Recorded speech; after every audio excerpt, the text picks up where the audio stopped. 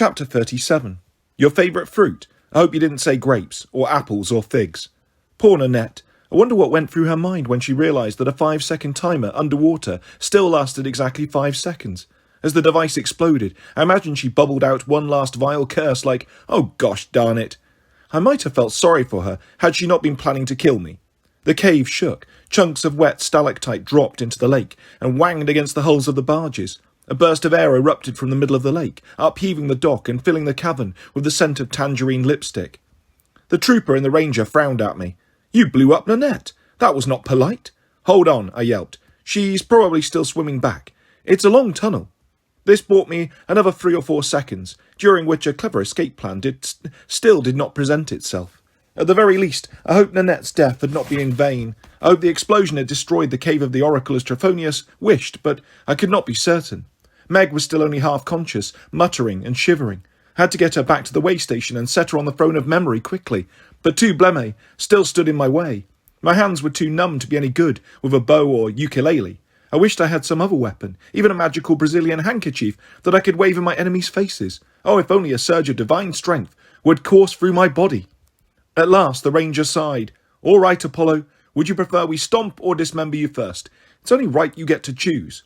"That's very polite," I agreed, and then I gasped. "Oh, my gods, look over there." You must forgive me. I realise that this method of distraction is the oldest trick in the book. In fact, it's a trick so old it predates papyrus scrolls and was first recorded on clay tablets in Mesopotamia. But the bleme fell for it. They were slow at looking over there. They could not glance. They could not turn their heads without turning their entire bodies. So they executed a full 180-degree waddle. I had no follow-up trick in mind. I simply knew I had to save Meg and get out of there. Then an aftershock rattled the cavern, unbalancing the bleme, and I took advantage. I kicked the ranger into the lake. At precisely the same moment, a portion of the ceiling peeled loose and fell on top of the said ranger like a hailstorm of major appliances. The ranger disappeared under churning foam. I could only stare in amazement. I was fairly sure I hadn't caused the ceiling to crack and collapse. Blind luck? Or perhaps the spirit of Trophonius had granted me one last grudging favour for destroying his cave. Crushing someone under a rain of rocks did seem like the sort of favour he would grant. The trooper missed the whole thing. He turned back to me, a puzzled look on his chest face. "I don't see any... Wait, where did my friend go?" I asked. "What friend?" His impressive moustache twitched. "Eduardo, the ranger." I feigned confusion. "A ranger? Here?" "Yes, he was just here." "I'm sure I don't know." The cavern shuddered once again. Sadly, no more obliging chunks of ceiling broke free to crush my last enemy. "Well," the trooper said, "maybe he had to leave. You'll excuse me if I have to kill you by myself now. Orders." "Oh yes, but first." The trooper was not to be deterred any longer. He grabbed my arm, crushing my ulnar and radius together. I screamed. My knees buckled. "Let the girl go," I whimpered through the pain. "Kill me and let her go." I surprised myself. These were not the last words I had planned. In the event of my death, I'd been hoping to have time to compose a ballad of my glorious deeds. A very long ballad. Yet here I was at the end of my life, pleading not for myself, but for Meg McCaffrey. I'd love to take credit for what happened next. I'd like to think my noble gesture of self-sacrifice proved my worthiness and summoned our saviours from the ethereal plane. More likely, though, they were already in the area, searching for Meg, and heard my scream of agony. With a blood-curdling battle cry, 3 carpoi hurtled down the tunnel and flew at the trooper, landing on his face. The trooper staggered across the dock, the 3 peach spirits howling, clawing and biting like a school of winged, fruit-flavoured piranhas, which, in retrospect, I suppose does not make them sound very piranha-like. "Please get off," the trooper wailed. "Please and thank you." The carpoi were not concerned with good manners. After 20 more seconds of savage peachery, the trooper was reduced to a pile of monster ash, tattered fabric and moustache whiskers. The middle carpos spat out something that might have once been the officer's handgun. He flapped his leafy wings. I deduced that he was our usual friend, the one known as Peaches, because his eyes gleamed a little more viciously and his diaper sagged a little more dangerously. I cradled my broken arm. "Thank you, Peaches. I don't know how I can ever—" He ignored me and flew to Meg's side. He wailed and stroked her hair. The other 2 carpoi studied me with a hungry gleam in their eyes. "Peaches," I whimpered, "could you tell them I'm a friend, please?" Peaches howled inconsolably. He scraped dirt and rubble around Meg's legs, the way one might plant a sapling. "Peaches!" I called him. "I can help her, but I need to get her back to the way station, the throne of memory." Nausea made the world tilt and twist. My vision went green. Once I could focus again, I found Peaches and the other two carpoi standing in a line, all staring at me. Peaches? Demanded Peaches. Yes, I groaned. We need to get her to Indianapolis quickly. If you and your friends... I don't think we've been properly introduced. I'm Apollo. Peaches pointed to his friend on the right. Peaches. Then to the baby demon on his left. Peaches. I see, I tried to think. Agony spiked up my arm into my jaw. Now listen, I have a car, a red Mercedes nearby. If I can get to it, I can drive Meg to... I looked down at my broken forearm. It was turning some beautiful shades of purple and orange, like an Aegean sunset. I realised I wasn't going to be driving anywhere. My mind began sinking into a sea of pain under that lovely sunset. Be with you in a minute, I muttered. And then I passed out. Chapter 38. Way station damaged. Commodus will pay for this, and I don't take cash. I remember very little about the trip back. Somehow Peaches and his two friends carried Meg and me out of the cave into the Mercedes. More disturbingly, the three carpoys somehow drove us to Indianapolis while Meg sat muttering and shivering in the passenger seat, and I lay groaning in the back. Don't ask me how three carpoi combine forces to drive an automobile. I can't tell you which of them used the wheel, the brake or the accelerator. It's not the sort of behaviour you expect from edible fruit. All I know is that by the time I regained more or less full consciousness, we had reached the city limits. My broken forearm was wrapped in leaves glued together with sap. I had no memory of how this came to pass, but the arm felt better, still sore but not excruciating. I counted myself lucky the peach spirits had not tried to plant me and water me. I managed to sit upright just as the peach spirits curved the Mercedes on Capitol Street.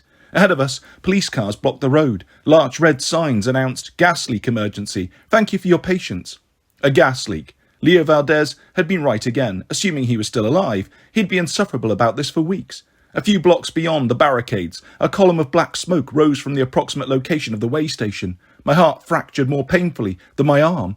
I glanced at the Mercedes dashboard clock. We had been gone less than 4 hours. It felt like a lifetime, a godly lifetime.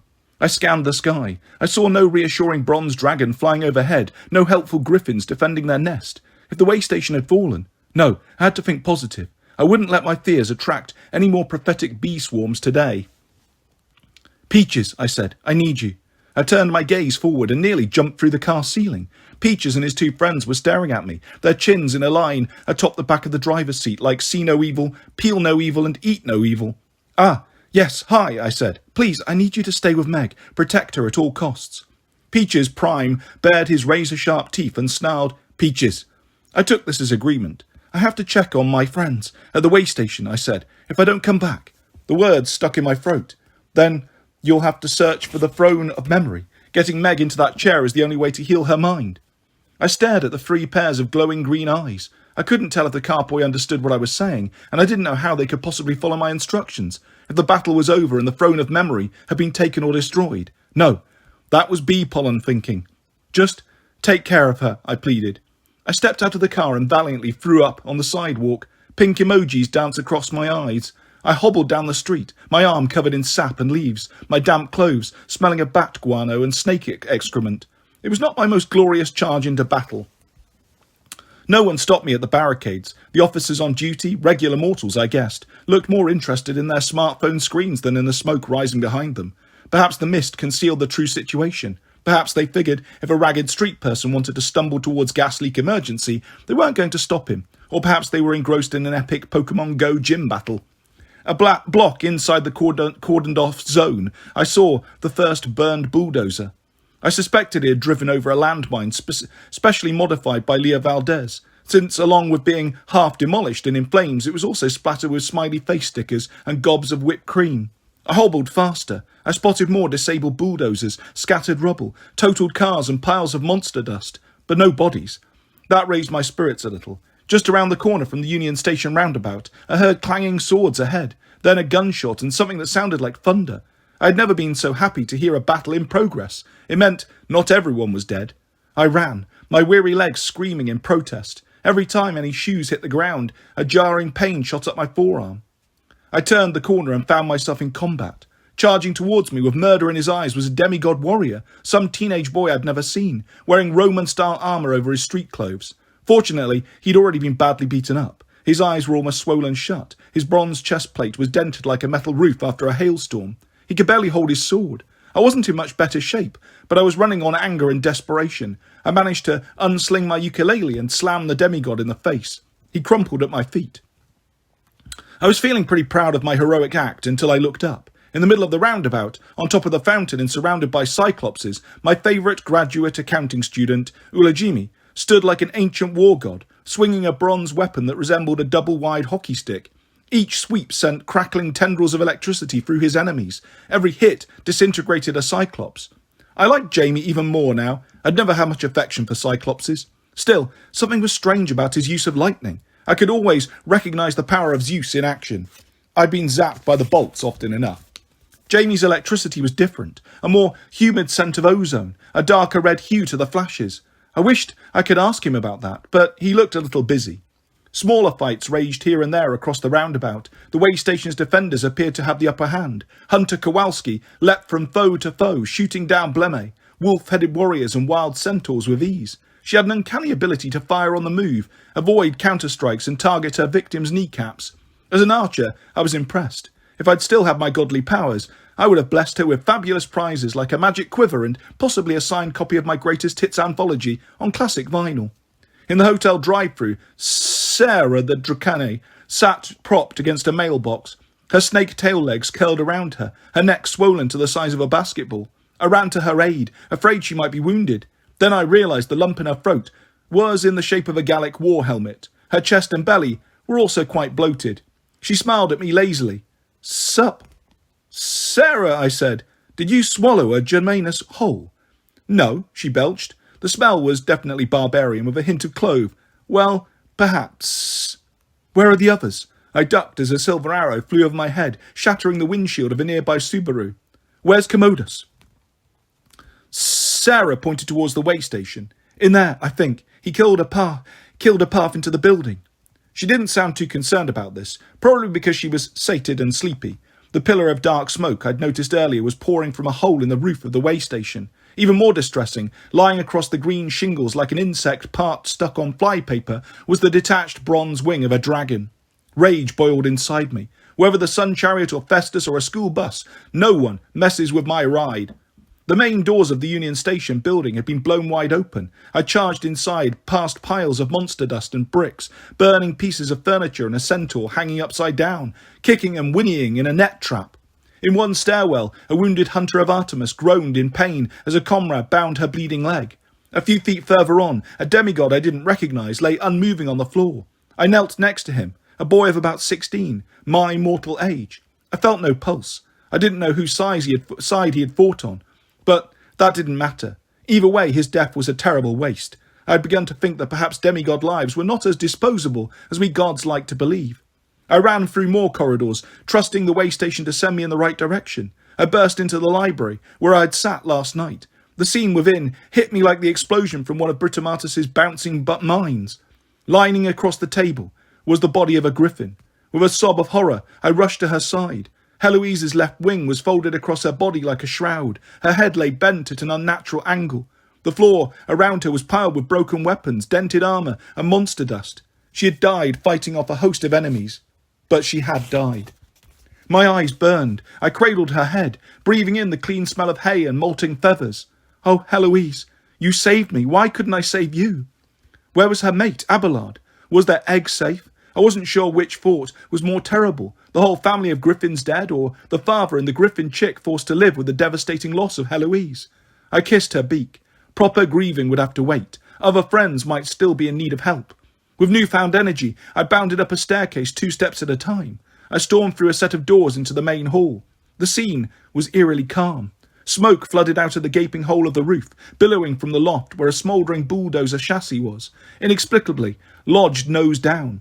Heloise and Abelard's nest appeared to be intact, but there were no signs of the male griffin or the egg. In Josephine's workshop area, sprawled across the floor, lay the severed head and neck of Festus, his ruby eyes dark and lifeless. The rest of his body was nowhere to be seen. Sofas had been smashed and overturned. Kitchen appliances were riddled with bullet holes. The scope of damage was heartbreaking. But the most serious problem was the standoff around the dining table. On the side nearest me stood Josephine, Calypso, Lytirisis, and Thalia Grace. Thalia had her bow drawn. Lit brandished his sword. Calypso raised her bare hands, martial arts style, and Josephine hefted her submachine gun, Little Bertha. On the far side of the table stood Commodus himself, smiling brilliantly despite a bleeding diagonal cut across his face. Imperial gold armour gleamed over his purple tunic. He held his blade, a gold spather, casually at his side. To either side of him stood a Germanus bodyguard. The barbarian on the right had his arm clamped around Emmy's neck, his other hand pressing a pistol crossbow against Emmy's head. Georgina stood with her mother, Emmy hugging the little girl tightly to her chest.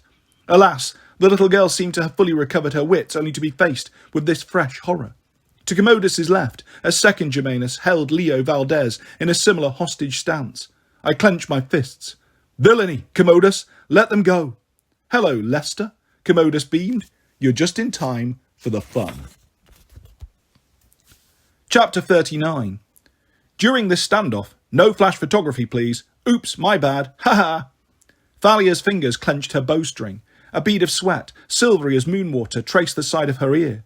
"Say the word," she told me, "and I will bore a hole between the moron emperor's eyes." A tempting offer, but I knew it was bravado. Thalia was just as terrified as I was of losing Leo and Emmy, and especially poor Georgie, who'd been through so much. I doubted any of our weapons could kill an immortal like Commodus, much less him and 2 guards. No matter how quickly we attacked, we would not be able to save our friends. Josephine shifted her grip on the submachine gun. Her overalls were splattered with goo, dust and blood. Her short silver hair glistened with perspiration. "It's going to be okay, baby," she muttered. "Stay calm." I wasn't sure if she was talking to Emmy or Georgie or herself. Next to her, Calypso's hands were frozen in mid-air as if she was standing in front of her loom, considering what to weave. Her eyes were fixed on Leo. She shook her head ever so slightly, perhaps telling him, "Don't be an idiot." She told him that a lot. Latirisis stood next to me. His leg wound had started to bleed again, soaking through the bandages. His hair and clothes were scorched, as if he'd run through a gauntlet of flamethrowers, leaving his Cornhusker's shirt looking like the surface of a burnt marshmallow. Only the word corn was still visible. Judging from the bloody edge of the sword, I guessed he was responsible for the ghastly new slash across Commodus's face. "No good way to do this," Lit muttered to me. "Somebody's gonna die." "No," I said. "Thalia, lower your bow." "Excuse me? Josephine, the gun too, please." Commodus chuckled. "Yes, you should all listen to Lester. And Calypso, dear, if you try to summon one of those wind spirits again, I will kill your little friend here." I glanced at the sorceress. "You summoned a spirit?" She nodded, distracted and shaken. "A small one. But the larger issue," Leo called out, "is that I am not little. We are not going to make, say, hello to my little friend a thing." He raised his palms, despite his captor tightening his hold around the demigod's neck. "Besides, guys, it's okay. I've got everything under control." "Leo," I said evenly, "a 7-foot-tall barbarian is holding a crossbow against the side of your head." "Yeah, I know," he said. "It's all part of the plan." On the word plan, he winked at me in an exaggerated way. Either Leo really did have a plan, unlikely, since in the weeks I'd known him he mostly relied on bluffs, jokes and improvisation, or he was expecting me to have a plan. That was depressingly likely. As I may have mentioned, people often made that mistake. Just because I'm a god does not mean you should look to me for answers. Commodus lifted 2 fingers. "Albatrix, if the demigod speaks again, you have my permission to shoot him." The barbarian grunted assent. Leo clamped his mouth shut. I could see in his eyes that even under pain of death, he was having trouble holding back a witty retort. "Now," Commodus said, "as we were discussing before Lester got here, I require the throne of Mnemosyne. Where is it?" Thank the gods, the throne was still hidden, which meant Meg could still use it to heal her mind. This knowledge steeled my resolve. "Are you telling me," I asked, "that your great army surrounded this place, invaded, and couldn't even find a chair? Is this all you have left? A couple of witless Germani and some hostages? What sort of emperor are you? Now your father, Marcus Aurelius, there was an emperor." His expression soured, his eyes darkened. I recalled a time in Commodus's campaign tent when a servant carelessly spilled wine on my friend's robes. Commodus had that same dark look in his eyes as he beat the boy almost to death with a lead goblet. But then, as a god, I found the incident only mildly distasteful. Now I knew something about being on the receiving end of Commodus's cruelty. "I'm not finished, Lester," he snarled. "I'll admit this cursed building was more trouble than I expected. I blame my former prefect Alaric. He was woefully unprepared. I had to kill him." "Shocking," muttered Latirisis. "But most of my forces are merely lost," Commodus said. "They'll be back." "Lost?" I looked at Josephine. Where did they go? Her eyes stayed focused on Emmy and Georgie, but she seemed to take pride in answering.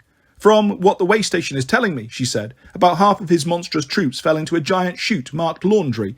The rest ended up in the furnace room. Nobody ever comes back from the furnace room. No matter, Commodus snapped. And his mercenaries, Josephine continued, wound up at the Indiana Convention Center. Right now they're trying to navigate their way through the trade show floor of the Home and Garden Expo.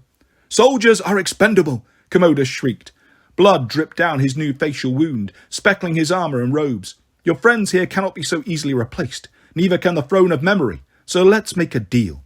I will take the throne. I will kill the girl and Lester, and raze this building to the ground. That's what the prophecy said for me to do, and I never argue with oracles. In exchange, the rest of you can go free. I don't need you. Joe, Emmy said her name like an order. Perhaps she meant, you cannot let him win, or you cannot let Georgina die. Whatever it was, in Emmy's face, I saw that same disregard for her own mortal life that she'd had as a young princess, flinging herself off the cliff. She didn't mind death as long as it was on her terms. The determined light in her eyes had not dimmed in 3,000 years. Light. A shiver rolled down my back. I remembered something Marcus Aurelius used to tell his son, a quote that later became famous in his meditations book. Think of yourself as dead. You have lived your life. Now, take what's left and live it properly. What doesn't transmit light creates its own darkness. Commodus hated that piece of advice. He found it suffocating, self-righteous, impossible. What was proper? Commodus intended to live forever. He would drive away the darkness with the roar of crowds and the glitter of spectacle. But he generated no light. Not like the way station. Marcus Aurelius would have approved of this place. Emmy and Josephine lived properly with what time they had left, creating light for everyone who came here. No wonder Commodus hated them. No wonder he was so bent on destroying this threat to his power. And Apollo, above all, was the god of light. Commodus, I drew myself up to my full, not very impressive height. This is the only deal. You will let your hostages go. You will leave here empty-handed and never return. The emperor laughed. That would sound more intimidating coming from a god, not a zitty adolescent. His Germani were well trained to stay impassive, but they betrayed scornful smirks. They didn't fear me. Right now, that was fine. I am still Apollo. I spread my arms. Last chance to leave of your own accord. I detected a flicker of doubt in the emperor's eyes. What will you do? Kill me? Unlike you, Lester, I am immortal. I cannot die. I don't need to kill you. I stepped forward to the edge of the dining table. Look at me closely. Don't you recognize my divine nature, old friend? Commodus hissed. I recognize the betrayer who strangled me in my bath. I recognize the so-called god who promised me blessings and then deserted me. His voice frayed with pain, which he tried to conceal behind an arrogant sneer. All I see is a flabby teenager with a bad complexion. You also need a haircut. My friends, I told the others, I want you to avert your eyes. I'm about to reveal my true godly form. Not being fools, Leo and Emmy shut their eyes tight. Emmy covered Georgina's face with her hand. I hoped my friends on my side of the dining table would also listen. Had to believe that they trusted me, despite my failings, despite the way I looked. Commodus scoffed. You're damp and speckled with bat poop, Lester. You're a pathetic child who has been dragged through the darkness. That darkness is still in your mind. I see the fear in your eyes. This is your true form, Apollo. You're a fraud. Apollo. He had called me by my name. I saw the terror he was trying to hide, and also his sense of awe. I remembered what Trophonius told me. Commodus would send servants into the caverns for answers, but he would never go himself.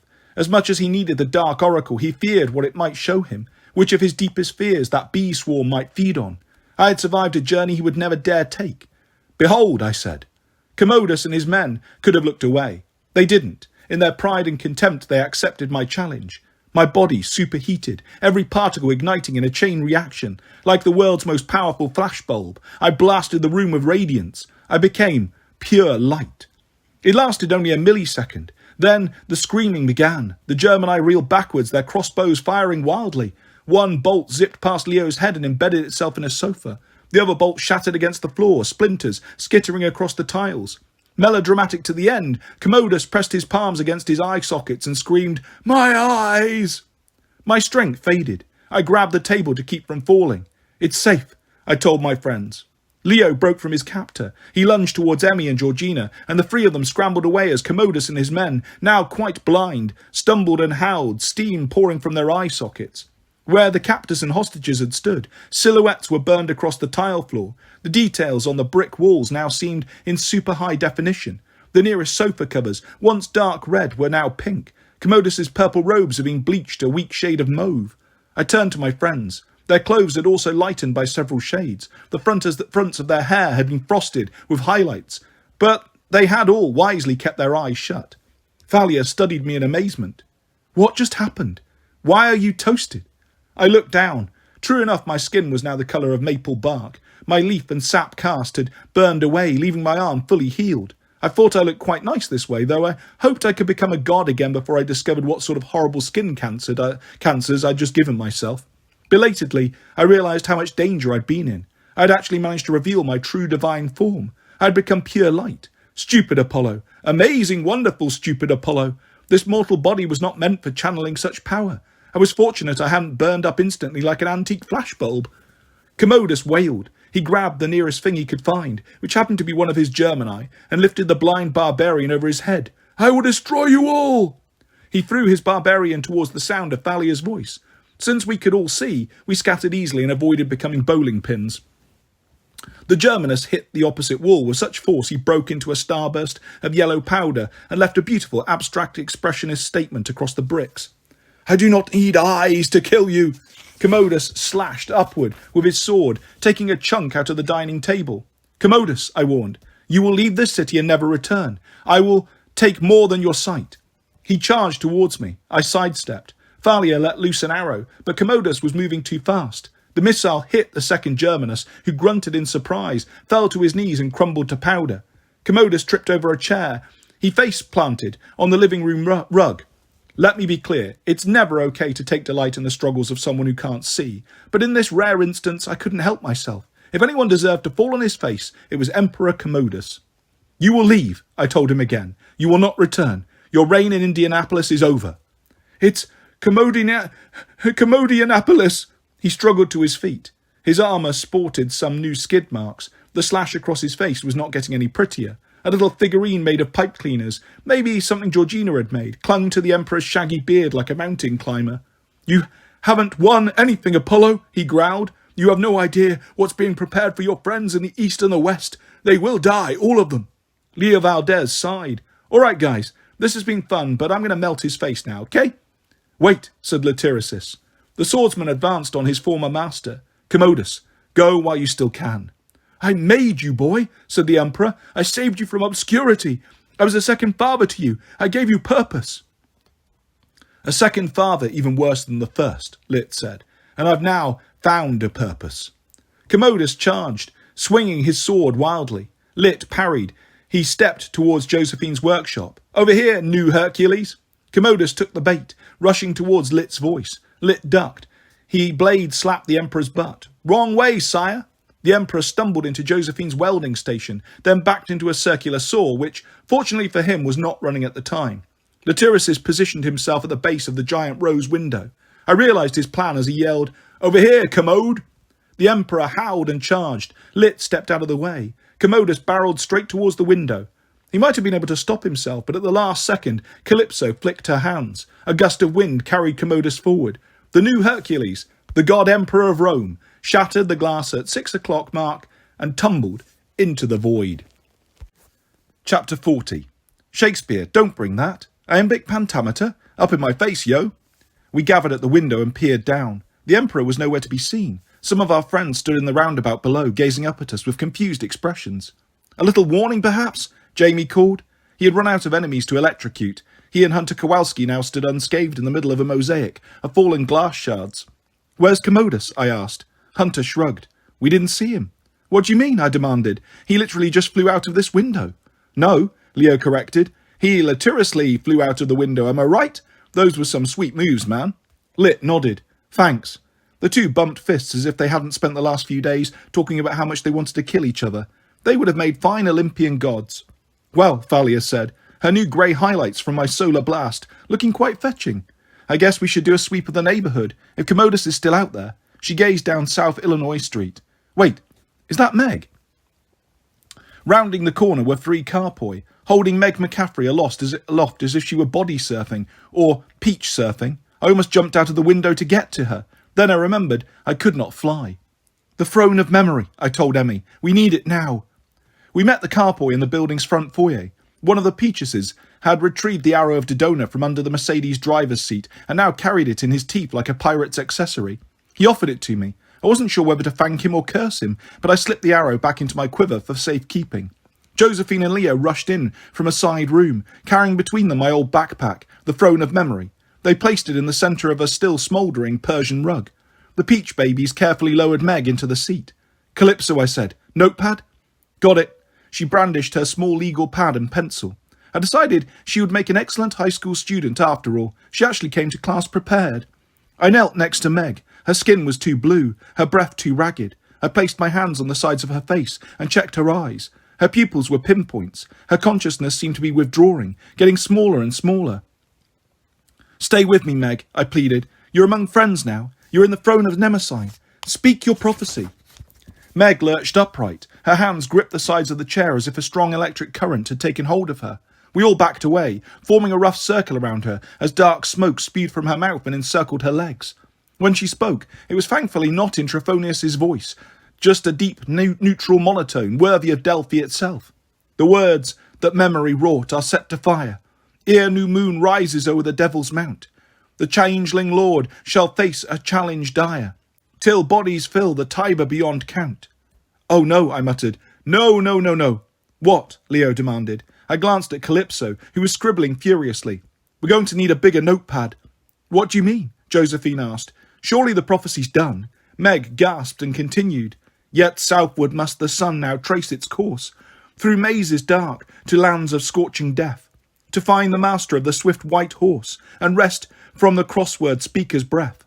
It had been centuries since I'd heard a prophecy in this form, yet I knew it well. I wished I could stop this recitation and save Meg the agony, but there was nothing I could do. She shivered and exhaled the third stanza. "The westward palace must the Leicester go. Demeter's daughter finds her ancient roots. The cloven guide alone the way does know, to walk the path in thine own enemy's boots." Then, the culminating horror, she spewed forth a rhyming couplet. "When thee are known and Tiber reached alive, 'tis only then Apollo starts to jive." The dark smoke dissipated. I rushed forward as Meg slumped into my arms. Her breathing was already more regular, her skin warmer. Thank the fates. The prophecy had been exorcised. Leo was the first to speak. "What was that? Buy one prophecy, get 3 free. That was a lot of lines." "It was a sonnet," I said, still in disbelief. "May the gods help us. It was a Shakespearean sonnet." I had thought the limerick of Dodona was bad, but a full Shakespearean sonnet, complete with A-B rhyme scheme, ending couplet and iambic pentameter, such a horror could only have come from Trophonius's cave. I recalled my many arguments with William Shakespeare. "Bill," I said, no one will accept this poetry. Da-da, da-da, da-da, da-da, da-da. What sort of beat is that? I mean, in real life, no one talks like that. Actually, the line I just wrote was in iambic pentameter. The stuff is infectious. Gah. Thalia shouldered her bow. "That was all one poem, but it had 4 different sections." "Yes," I said, "the sonnet conveys only the most elaborate prophecies, with multiple moving parts. None of them good, I fear." Meg began to snore. "We will pass our doom later," I said. "We should let Meg rest." My body chose that moment to give out. I had asked too much of it. Now it rebelled. I crumpled sideways, Meg spilling over on top of me. Our friends rushed forward. I felt myself being gently lifted, wondering hazily if I was peach surfing or if Zeus had recalled me to the heavens. Then I saw Josephine's face looming over me like a Mount Rushmore president as she carried me through the corridor. Infirmary for this one," she said to someone next to her. And then, "P.U.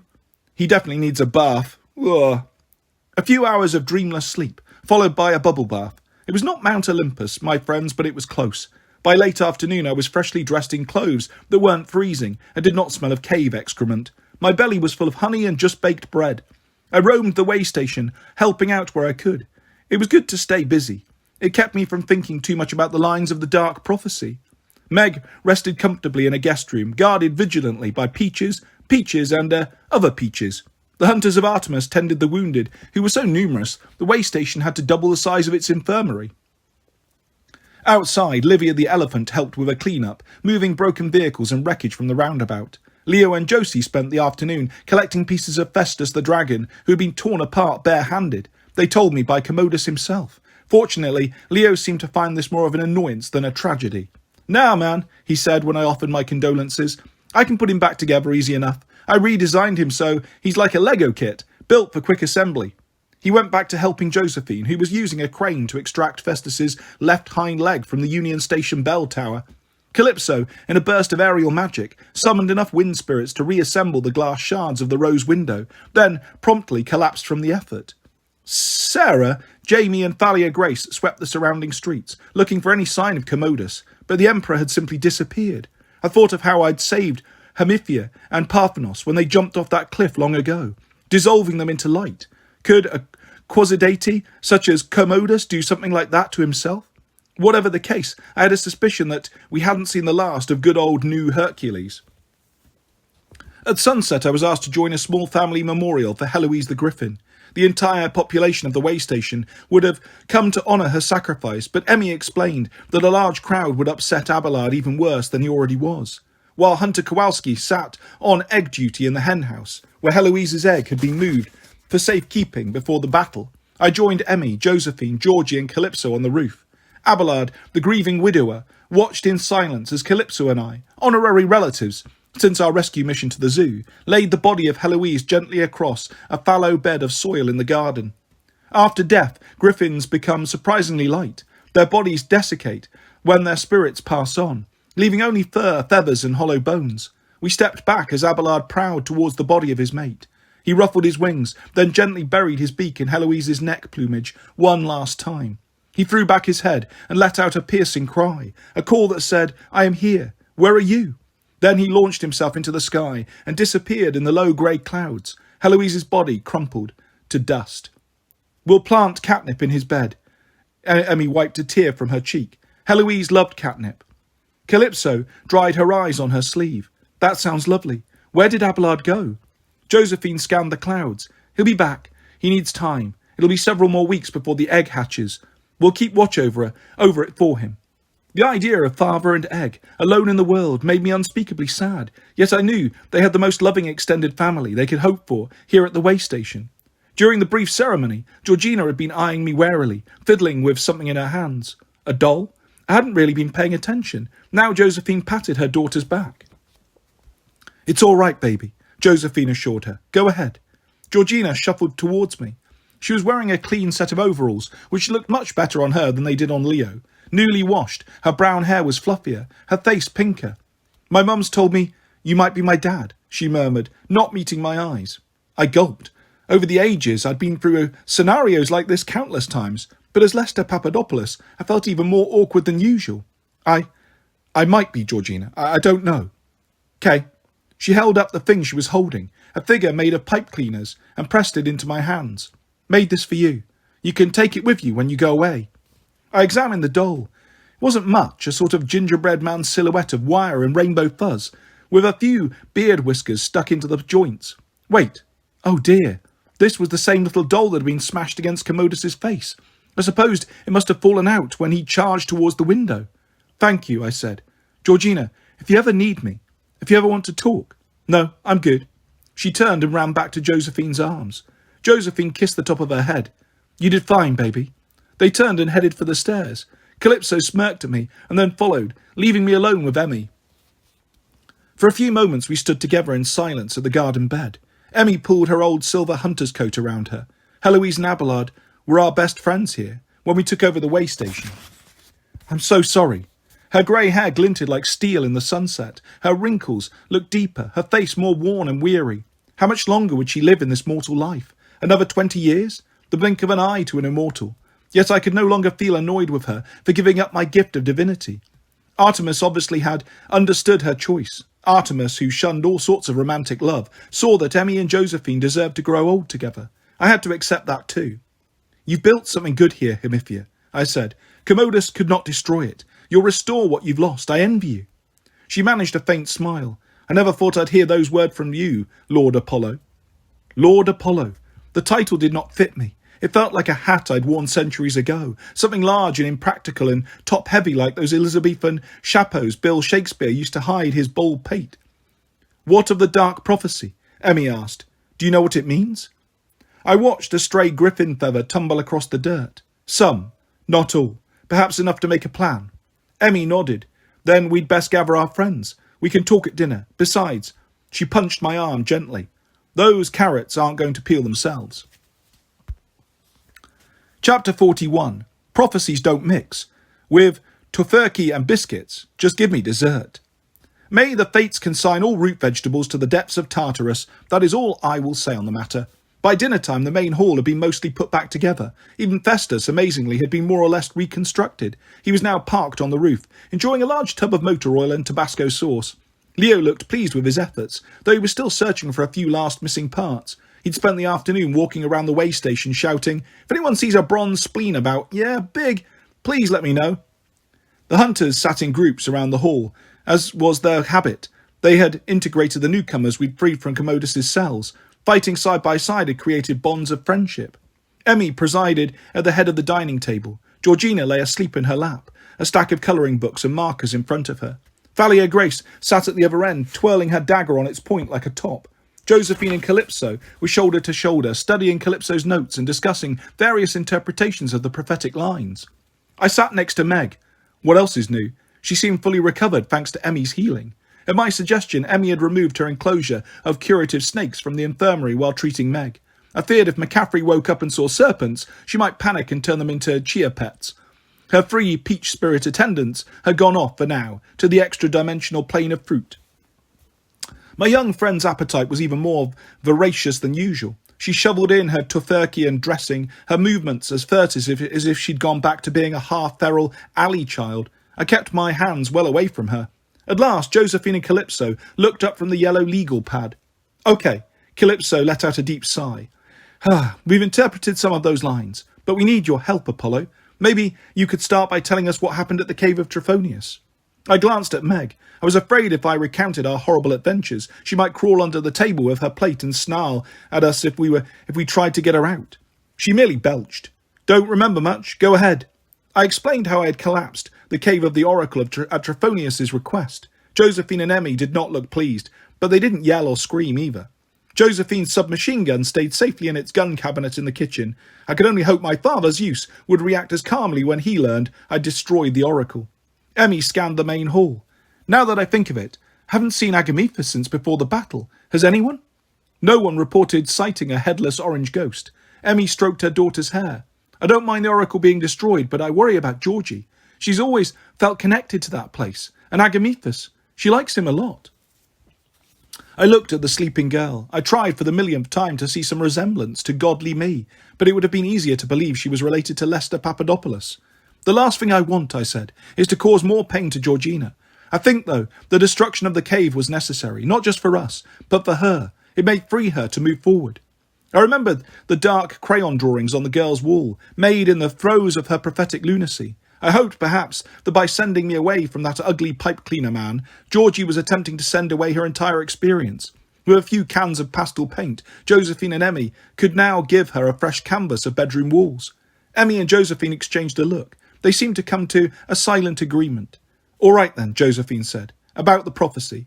Calypso read the sonnet aloud. It sounded no more cheerful than it had before. Thalia spun her knife. "The first stanza mentions the new moon." "Time limit," Leo guessed. "Always a dang time limit." "But the next moon is in only 5 nights, Thalia said. "Trust a hunter of Artemis to keep track of the phases of the moon." No one jumped up and down in glee. No one shouted, "Hooray, another catastrophe to stop in just 5 days." Bodies filling up the Tiber. Emmy hugged her daughter closer. I assume the Tiber refers to the Little Tiber, the barrier of Camp Jupiter in California. Leo frowned. "Yeah, the Changeling Lord. That's got to be my homeboy Frank Zhang. And the Devil's Mount. That's Mount Diablo, right near the camp. I hate Mount Diablo. I fought enchiladas there once." Josephine looked like she wanted to ask what he meant, then wisely decided not to. "So the demigods of New Rome are about to be attacked?" I shivered, partly because of the words of the prophecy, partly because of the tofurkey gravy dribbling down Meg's chin. I believe the first stanza is all of a piece. It mentions the words that memory wrought. Ella, the harpy, is at Camp Jupiter, using her photographic memory to reconstruct the lost books of the Cumean Sibyl. Meg wiped her chin. "Huh? The details aren't important right now." I gestured for her to continue eating.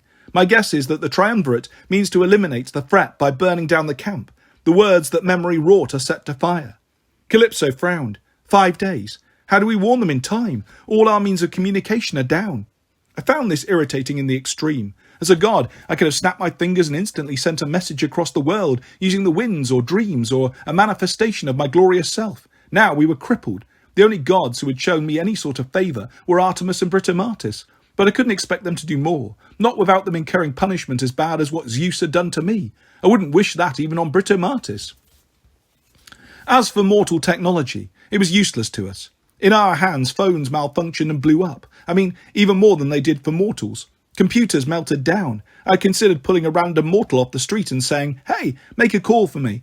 But who would they call? Another random person in California? How would the message get through to Camp Jupiter when most mortals couldn't find Camp Jupiter? Besides, even attempting this would put innocent mortals at risk of monster attacks, death by lightning bolt, and exorbitant data plan overage fees. I glanced at Thalia. Can the hunters cover that much ground? In 5 days, she frowned. If we broke all the speed limits, perhaps. If we suffered no attacks along the way. Which never happens, Emmy said. Thalia laid her knife on the table. The bigger problem is that the hunters must continue their own quest. We have to find the Temesian's fox. I stared at her. I was tempted to ask Meg to order me to slap myself, just to make sure I wasn't stuck in a nightmare. The Temesian fox? That's the monster you've been hunting? Afraid so. But that's impossible. Also horrible. Foxes are cute, Meg offered. What's the problem? I was tempted to explain how many cities the Temesian fox had levelled in ancient times, how it gorged on the blood of its victims and ripped apart armies of Greek warriors. But I didn't want to ruin everyone's tofurkey dinner. The point is, I said, Thalia's right. We cannot ask the hunters to help us any more than they already have. They've got their own problem to solve. That's copacetic, Leo said. You've done enough for us, T. Thalia inclined her head. All in a day's work, Valdez. But you do owe me a bottle of the Texas hot sauce you were telling me about. That can be arranged, Leo promised. Josephine crossed her arms. Well and good, but we're left with the same dilemma. How do we get a message to California in 5 days? Me, Leo said. We all stared at him. Leo, Calypso said, it took us 6 weeks just to get here from New York. Yeah, but with 3 passengers, he said, and no offence, one of them was a former god who was attracting us all kinds of negative attention. I could not argue with that. Most of the enemies who had attacked us on our journey had introduced themselves by screaming, "There's Apollo, kill him!" I travel fast and light, Leo said. I've covered that much distance before by myself. I can do it. Calypso did not look pleased. Her complexion turned just a shade lighter than her yellow legal pad. Hey, Mamacita, I'll come back, he promised. I'll just enroll later for the spring semester. You can help me catch up on my homework. I hate you, she grumbled. Leo squeezed her hand. Besides, it'll be good to see Hazel and Frank again. And Raina too, though that girl still scares me. I assumed Calypso was not too upset by this plan, since aerial spirits did not pick up Leo and hurl him through the rose window. Thalia Grace gestured to the notepad. So, we've got one stanza figured out. Yippee! What about the rest? I'm afraid, I said, the rest is about Meg and me. Yep, Meg agreed. Pass the biscuits. Josephine handed her the basket, then watched in awe as Meg stuffed her mouth with one golden biscuit after another. So, the line about the sun going southward, Josephine said. That's you, Apollo. Obviously, I agreed. The third emperor must be somewhere in the American Southwest, in a land of scorching death. We get there through mazes. The labyrinth, Meg said. I shuddered. Our last trip through the labyrinth was still fresh in my mind, winding up in the caverns of Delphi, listening to my old enemy python slithering and hissing right above our heads. I hoped this time at least Meg and I would not be bound together for a three-legged race. Somewhere in the southwest, I continued, we must find the crossword speaker. I believe that refers to the Erythraean Sibyl, another ancient oracle. I don't remember much about her. Surprise, Meg grumbled. But she was known to issue her prophecies in acrostics, word puzzles. Thalia winced. Sounds bad. Annabeth told me how she met the Sphinx in the labyrinth once. Riddles, mazes, and puzzles. No thanks. Give me something I can shoot. Georgina whimpered in her sleep. Emmy kissed the girl's forehead. And the third emperor? She asked. Do you know who it is? I turned over phrases of the prophecy in my mind. Master of the swift white horse. That didn't narrow it down. Most Roman emperors liked to portray themselves as victorious generals riding their steeds through Rome. Something unsettled me about that third stanza. To Westward Palace, in thine own enemy's boots. I could not wrap my mental fingers around the answer. Meg, I said, what's about the line, Demeter's daughter finds her ancient roots. Do you have any family in the southwest? Do you remember ever going there before? She gave me a guarded look. Nah. Then she shoved another biscuit in her mouth like an act of rebellion. Make me talk now, sucker. Hey, though. Leo snapped his fingers. That next line. The cloven guide alone, the way does know. That means you get a satyr? They're guides, aren't they, like Coach Hedge was? That's like their thing. True, Josephine said, but we haven't seen a satyr in these parts since... decades, Emmy finished. Meg gulped down her wad of carbs. I'll find us one. I scowled. How? Just will. Meg McCaffrey, a girl of few words and much belching. Calypso flipped to the next page of her notepad. That just leaves the closing couplet. When 3 are known and Tiber reached alive, 'tis only then Apollo starts to jive. Leo snapped his fingers and began dancing in his seat. About time, man. Lester needs more jive. I did not feel like getting into that topic. I was still sore that Earth, Wind and Fire rejected my audition in 1973 because I was jive deficient. I believe those lines mean we will soon know the identity of all 3 emperors. Once our next quest is complete in the southwest, Meg and I can travel to Camp Jupiter, reaching the Tiber alive. Then, I hope, I can find the path back to my former glory. By jive talking?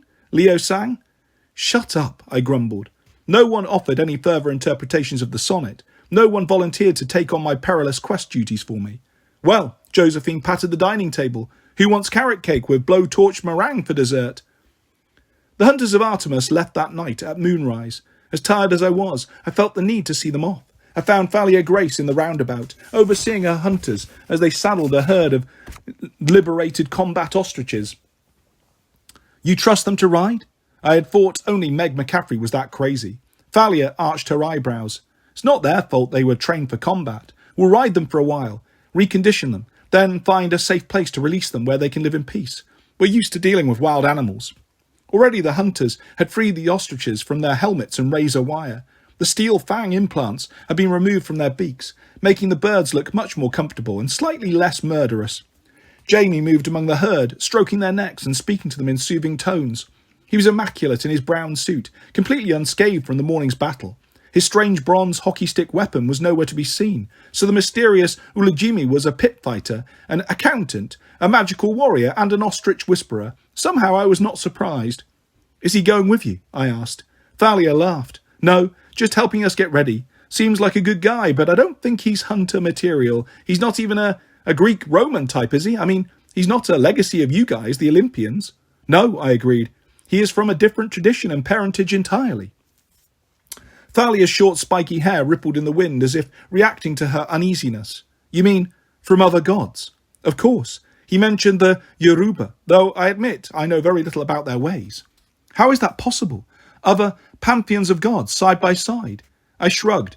I was often surprised by mortals' limited imaginations, as if the world was an either-or proposition. Sometimes humans seem to as stuck in their thinking as they were in their meat-sack bodies. Not, mind you, that gods were much better. How could it not be possible? I countered. In ancient times, this was common sense. Each country, sometimes each city, had its own pantheon of gods. We Olympians have always been used to living in close proximity to, the competition. So you're the sun god, Thalia said, but some other deity from some other culture is also the sun god. Exactly. Different manifestations of the same truth. I don't get it. I spread my hands. Honestly, Thalia Grace, I don't know how to explain it any better, but surely you've been a demigod long enough to know the longer you live, the weirder the world gets. Thalia nodded. No demigod could argue with that statement. So listen, she said, when you're out of the West, if you get to LA, my brother Jason is there. He's going to school with his girlfriend, Piper McLean. I will check on them, I promised, and send your love. Her shoulder muscles unknotted. Thanks, and if I talk to Lady Artemis. Yes. I tried to swallow down the sob in my throat. Oh, how I missed my sister. Give her my best. She extended her hand. Good luck, Apollo. To you as well. Happy fox hunting. Thalia laughed bitterly. I doubt it will be happy, but thanks. The last I saw the hunters of Artemis, they were trotting down South Illinois Street on a herd of ostriches, heading west as if chasing the crescent moon. Chapter 42. Pancakes for the road. Need a guide for your journey? Check the tomatoes. The next morning, Meg kicked me awake. Time to get going. My eyelids fluttered open. I sat up groaning. When you are the sun god, it's a rare treat to be able to sleep late. Now here I was, a mere mortal, and people kept waking me up at the crack of dawn. I'd spent millennia being the crack of dawn. I was tired of it. Meg stood at my bedside in her pyjamas and red high-tops. Good gods, did she sleep in them? Her nose running as always, and a half-eaten green apple in her hand. I don't suppose you brought me breakfast, I asked. I can throw this apple at you. Never mind. I'll get up. Meg went off to take a shower. Yes, sometimes she actually did that. I dressed and packed as best I could, then headed to the kitchen. While I ate my pancakes, yum, Emmy hummed and banged around in the kitchen. Georgina sat across from me, colouring pictures, her heels kicking against her chair legs. Josephine stood at her welding station, happily fusing plates of sheet metal. Calypso and Leo, who refused to say goodbye to me on the assumption that we would all see each other soon, stood at the kitchen counter, arguing about what Leo should pack for his trip to Camp Jupiter and throwing bacon at each other. It all felt so cosy and homey. I wanted to volunteer to wash dishes if it meant getting to stay another day. Latirisis sat down next to me with a large cup of coffee. His battle wounds had been mostly patched up, though his face still looked like the runway system at Heathrow Airport. I'll watch after them. He gestured at Georgina and her mothers. I doubted Josephine or Emmy wanted to be watched after, but I did not point that out to Latirisis. He would have to learn on his own how to adapt to this environment. Even I, the glorious Apollo, sometimes had to discover new things. I'm sure you'll do well here, I said. I trust you. He laughed bitterly. I don't see why. We share common ground. We're both sons of overbearing fathers, and we've been misled and burdened by bad choices, but we're talented in our chosen ways. And good-looking? He gave me a twisted smile. Naturally that, yes. He cupped his hands around his coffee. Thank you for this second chance. I believe in them, and a third and fourth chance, but I only forgive each person once a millennium, so don't mess up for the next 1,000 years. I will keep that in mind. Behind him, in the nearest hallway, I saw a flicker of ghostly orange light. I excused myself and went to say another difficult goodbye. Agamephis hovered in front of a window overlooking the roundabout. His glowing tunic rippled in an ethereal wind. He pressed one hand against the windowsill as if holding himself in place. His other hand held the magic 8-ball. I'm glad you're still here, I said. He had no face to read, but his posture seemed sad and resigned. You know what happened at the cave of Trophonius, I guessed. You know he is gone. He bowed in acknowledgement. Your brother asked me to tell you he loves you, I said. He is sorry about your fate. I want to apologise too. When you died, I did not listen to Trophonius's prayer to save you. I felt you too deserved to face the consequences of that robbery. But this has been a very long punishment, perhaps too long. The ghost did not respond. His form flickered, as if the ethereal wind was strengthening, pulling him away. If you wish, I said, when I attain my godhood again, I will personally visit the underworld. I will petition Hades to let your soul pass on to Elysium. Agamephis offered me his 8-ball. Ah, I took the sphere and shook it one last time. What is your wish, Agamephis? The answer floated up through the water, a dense block of words on the small white die face. I will go where I must. I will find Trophonius, take care of each other, as my brother and I could not. He released his grip on the windowsill. The wind took him, and Agamephis dissolved into motes in the sunlight. The sun had risen by the time I joined Meg McCaffrey on the roof of the way station. She wore the green dress Sally Jackson had given her, as well as her yellow leggings, now mended and clean. All the mud and guano had been scrubbed from her high tops. On either side of her face, rainbow-coloured pipe cleaners twisted through her hair. No doubt, a parting fashion gift from Georgina. How do you feel? I asked. Meg crossed her arms and stared at Hermithia's tomato patch. Yeah, okay. By which I think she meant, I just went insane and spewed prophecies and almost died. How are you asking me this question and expecting me not to punch you? So, what is your plan? I asked. Why the roof? If we're seeking the labyrinth, shouldn't we be on the ground floor? We need a satyr. Yes, but I looked around. I saw no goat men growing in any of Emmy's planting beds. How do you intend? Shh! She crouched next to the tomato plants and pressed her hand against the dirt. The soil rumbled and began to heave upward. For a moment, I feared a new Karpos might burst forth with glowing red eyes and a vocabulary that consisted entirely of tomatoes. Instead, the plants parted. The soil rolled away, revealing the form of a young man sleeping on his side. He looked about 17, perhaps younger. He wore a black collarless jacket over a green shirt and jeans much too baggy for his legs. Over his curly hair flopped a red rasta cap. A scruffy goatee clung to his chin. At the tops of his sneakers, his ankles were covered in thick brown fur. Either this young man enjoyed shag carpet socks, or he was a satyr passing for human. He looked vaguely familiar. Then I noticed what he cradled in his arms, a white paper food bag from Enchiladas del Rey. Ah, yes, the satyr who enjoyed enchiladas. It had been a few years, but I remembered him now. I turned to Meg in amazement. This is one of the more important satyrs, a lord of the wild, in fact. How did you find him? She shrugged.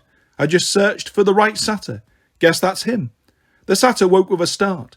I didn't eat them, he yelped. I was just... He blinked and sat up, a stream of potting soil trickling from his cap. Wait, this isn't Palm Springs. Where am I? I smiled. Hello, Grover Underwood. I am Apollo. This is Meg, and you, my lucky friend, have been summoned to lead us through the labyrinth.